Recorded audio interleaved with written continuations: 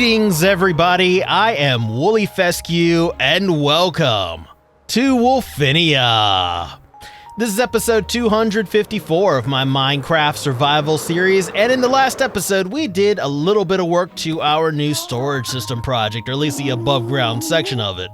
And in between episodes, I did a little bit more work to it. You see, we do have netherrack passing through the system now, which for some reason is not setting off our indicator lights. What's up with that? Making me look bad here. Anyway, if you'll remember last episode, we had some netherrack passing through our system, not getting put away where it belonged.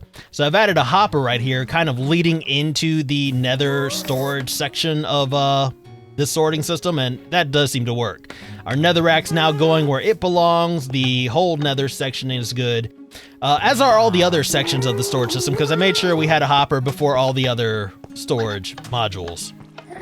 Now we are going to continue working on our storage system today with this section right here, mob drops. And first things first, we need to go ahead and get our chest arranged how we want them. And this should do it. So we're gonna set these chests up 5 tall, pretty much just like we have it everywhere else. And yes, I know, this is a terrible way to start off today's episode, putting hoppers on the back of chests. Not very exciting at all. But the storage system is something that needs to get done, and we're going to continue to work on it. But I think now that we have that set up, the next thing we need to do is get some indicator lights up here at the top. Because as we discussed last episode, I like my indicator lights. I like knowing what's going on. Now, normally when we put indicator lights above a section of our storage system, that usually just flashes on and off to let us know that this section of the storage system is active. I don't think that's how it's going to work here. I'm thinking these indicator lights are going to be representative of what's inside each column of chests that's beneath them, right? So if you see one of these redstone lamps turn on, that basically means one of these columns of chest is full, right? So if this first column of chest is full, this light will turn on. This column is full, this light will turn on. This column to this light, this column to this light, this column to this light, so on and so on. Now, wiring up these indicator lights should be fairly simple, as is wiring up most of our indicator lights, actually. The only one we had to really get kind of crafty with was our non-stackable storage indicator lights, just because of how I had that set up. And actually, I think having droppers here instead of the barrels will be better. That way we don't have too much inaccessible storage.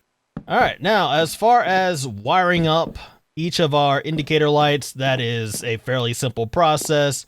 Comparator into a full block, into a repeater, into another full block above the redstone lamps. And that is pretty much all there is to it. I will have to make sure we can't see the jack-o'-lanterns here. Probably just extend the slab so that way we can't. But I'm not worried about that right now. But then we would also want an indicator, an audible indicator, to let us know that our entire storage is full, right? So let's say all our chests fill up, all these hoppers fill up, items begin backing up. They will then make their way into the barrel, which will send a signal down to the piston, pushing these observers together, creating a bunch of noise that we won't be able to ignore because that will go on forever, or at least until we address the backup. Basically, what I'm trying to do here is just get all the above ground sections of the storage system ready. This is the nether miscellaneous section. We are going to go ahead and get our chest fixed up, get our hoppers in, get the redstone in for our indicators, all that mess. I'm not going to drag you through that process again. You know, it can't be exciting all the time. Life in Wolfinia can't always be exciting. Sometimes there are just things that need to get done, and, you know, we just need to do them. Ow. Now, let me clarify before you go and turn off this video. It's not going to be this for the entire episode, okay? It's not just going to be hoppers and indicator lights for this entire episode over and over and over again. We are going to be working on the storage system pretty much exclusively in this episode, but there's a variety of storage system projects that need to get done, though those will probably also include hoppers and indicator lights. But I think that should do it for the nether miscellaneous section of our storage system. All the redstone is in, everything is good here, I think. So we can move on to the final section I want to touch on before we go and start getting into some non-hopper, not indicator light stuff. And that is the ore section of our storage system. Ow. Now, you might remember in the ore section of our storage system, we did have some redstone back here. We had some bulk sorting redstone. I did take that out last episode. I decided not to put it in the last episode because it goes better with what we're doing in this episode. But I'm going to go ahead and show you that while I continue working on our hoppers and indicator lights here.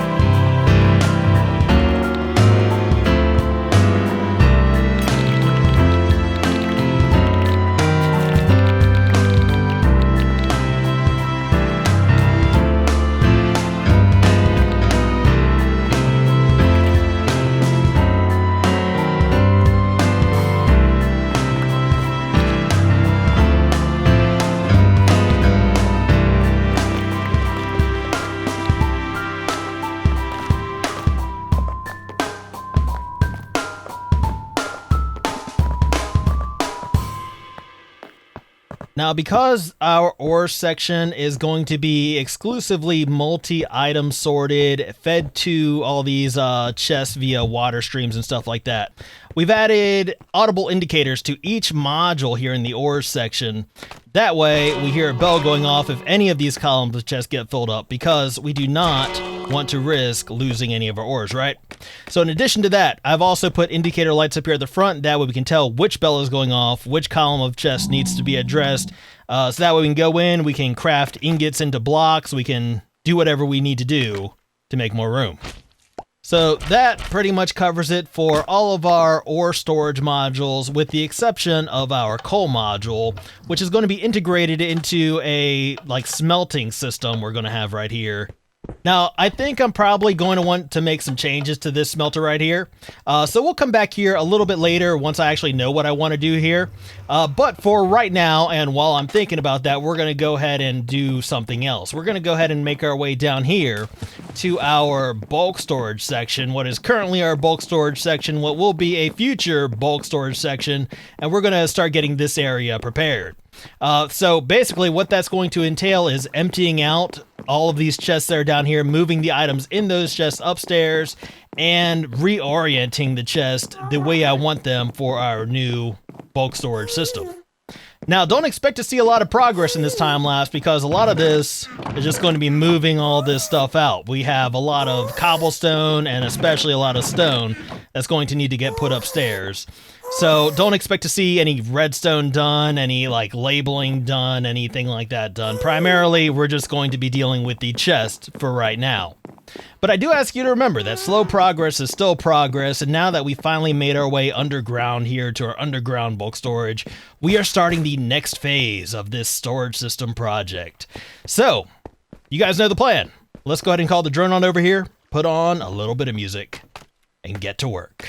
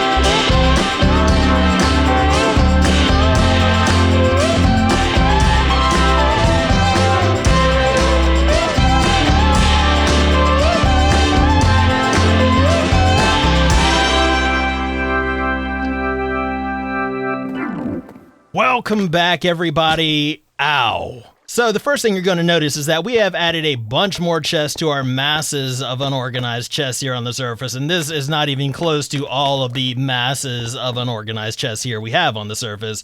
We'll be putting all this stuff back into our storage system, and I'm sure some of you guys are wondering, why do I want all of these chests for my storage system? Why don't I just use a shulker box storage system? Yes, I am aware those exist. But honestly, when have you guys ever known me out to go small or compact when I could just do this, right? And it'd be a shame to let this area go to waste. I mean, we built all of this for this specific purpose. I did not put everything away. That's fine. The soul soil can stay down here. I have a use for the soul soil. We'll address that a little bit later, but that is going to help us kind of get around our bulk storage area a little bit faster. But as I was saying, we built this area intending for it to be a bulk storage area. It's going to be a bulk storage area that's going to go underneath pretty much the entirety of Wolfinia. Now, this hallway right here is going to be the primary hallway where we actually store stuff, but we are going to have these little side wings over here where we're going to store excess stuff that we do not need as readily available. Now, I'm going to kind of leave this area alone down here for right now. This is not going to be infrequently and rarely used items. This is actually going to be overflow for our storage system, just basically unsorted stuff that has nowhere else to go. Right now, I really only have a general idea of where everything is going to go down here in the bulk storage area. I will kind of get the specifics down a little bit later, but for right now, not too worried about it. We're going to go ahead and make our way back upstairs for a little bit.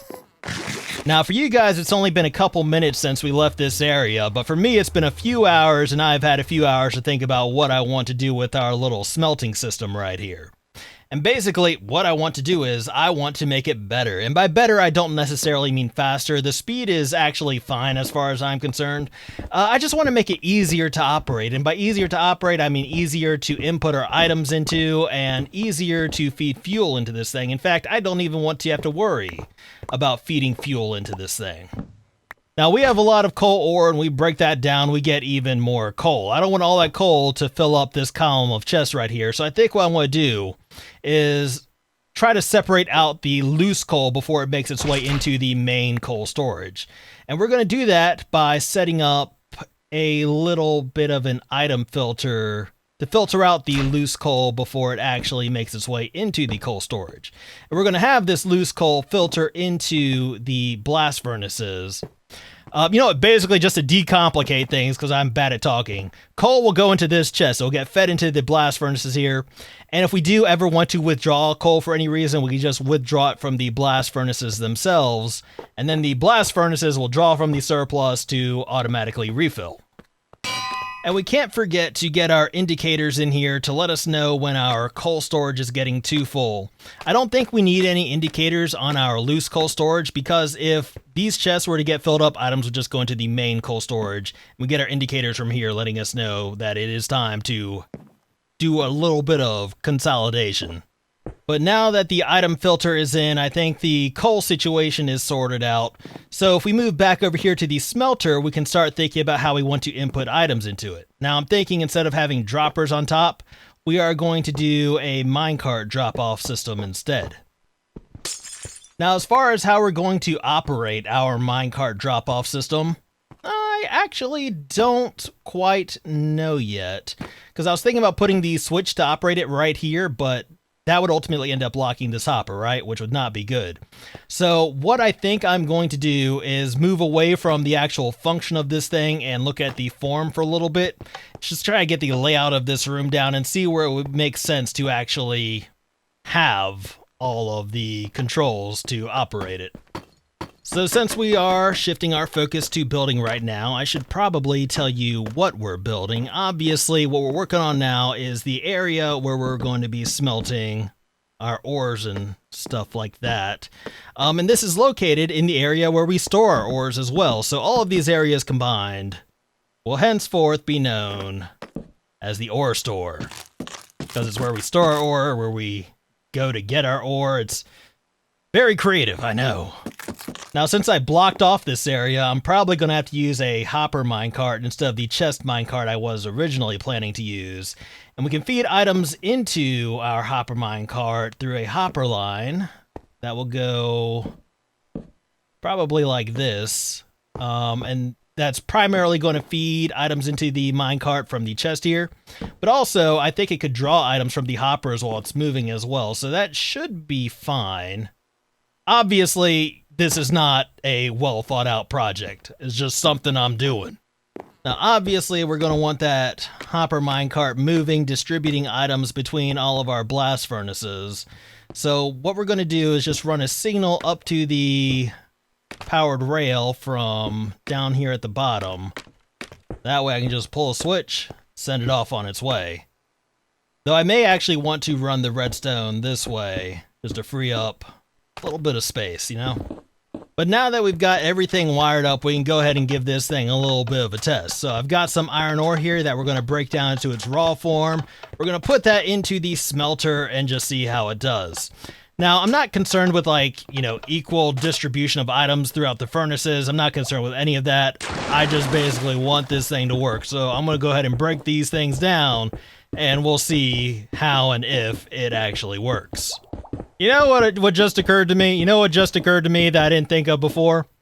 You can't break down ore with a silk touch pickaxe, and a silk touch pickaxe is all I have on me. No, we need to get our Fortune 3 pickaxe.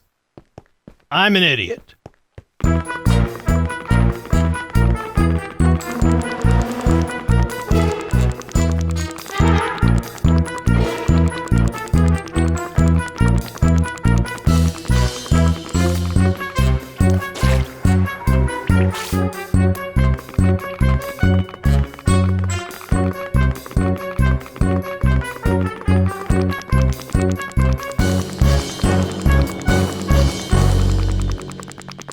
Alright, let's go ahead and give this a shot. So we'll load up all our raw iron. That is already going into the first furnace, which is not what I wanted. We do not seem to be getting any items into the last furnace, though. So we'll just go ahead and let that accumulate some items into it before we send it off. And we'll just make sure that this is working as it should. It's not working as it should. Is it because I have the rail powered up there, or how I have the rail powered? Ow. There we go, there we go. Okay, now we're getting items into this. I had to change up how I was powering that rail, but now we do appear to be fine. Wonderful. So there's still some kinks to work out, but we're on the right track. Now, because I do want to get into something else before we end this episode, I'm just going to go ahead and hurry up and finish this room off. There's not too much left to do here. We just need a ceiling and a floor. Now, as far as those kinks that need to be worked out, like, you know, loading up that first furnace before everything else, I'll clean that up when I have some time. I got a schedule to keep.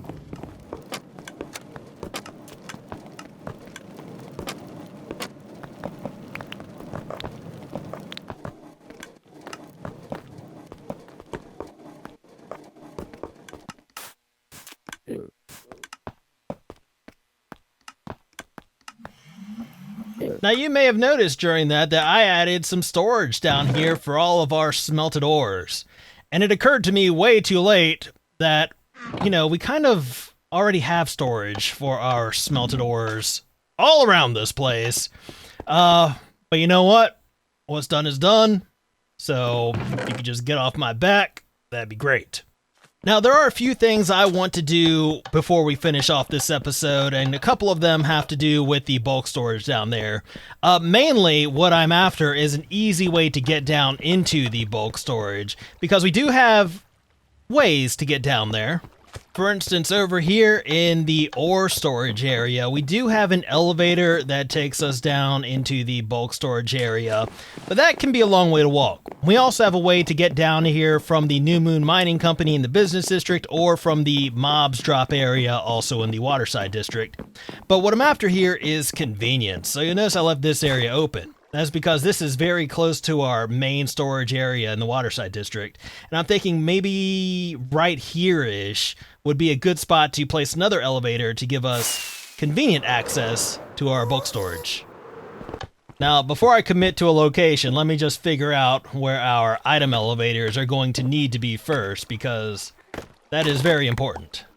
All right, yeah, we got room. We can work this in. We can have all this stuff be really nice and tight in here. But you know what? We can make this work.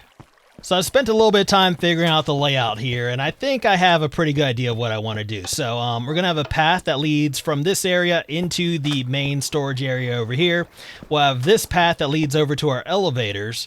Now we're going to want to keep this cohesive with other areas in the main storage system, so we'll go ahead and add this strip spruce in here just to make sure everything matches up. Now that doesn't give us a whole lot of room to get a wall in here, but we do have trapdoors. And we can use that to kind of make a little skinny wall, which I think would work. Now, while I am focused on the paths here, I'm thinking we can maybe add another path right over here and have this be a little stairway that takes us down into our prismarine and underwater section. Basically, for the rest of this episode, this is going to be my main focus, getting pathways in, focusing on getting from area to area from other areas. Ow. Now, as we build these paths, I am going to keep in mind how they're going to work with the larger structure, kind of take aesthetics into account. For instance, we will be building a path to and throughout our bulk storage area, which will include like redstone lamps and stuff like that. I'll probably actually try to get the redstone for those and our indicator lights down here. But I won't be touching the redstone for the actual sorting. That's not this episode. We'll probably also add some lanterns down here, get some lighting in. And our soul speed paths that we were talking about before as well. There's actually quite a bit to do. I put way too much stuff on my schedule for this week. Well, you know what? Let's just go ahead and get started and see how much we can actually get done. At this point, let's go ahead and call the drone on over here, put on a little bit of music, and get to work.